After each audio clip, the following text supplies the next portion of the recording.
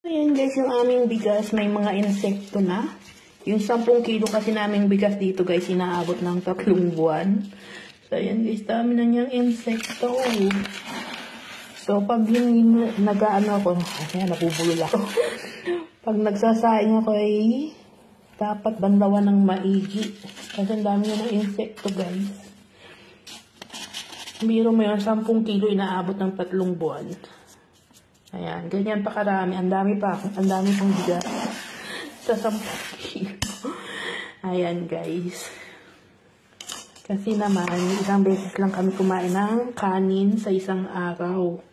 Daming daming insekto. Yun na, gumagalaw-galaw. Nung nakaraang 6 na buwan, hanggang dito pa yung aming halos kalahati pa. Itinapon na namin guys kasi meron ng mga uod ng pasintabi po. Yung mga uod ng gumagalaw. So ngayon naman, marami ng insektong gumagalaw. Parang siyang mga beetles. Ayan. Pero pwede pa rin naman siyang kainin kasi nakain pa rin naman namin, isinasaing pa rin naman.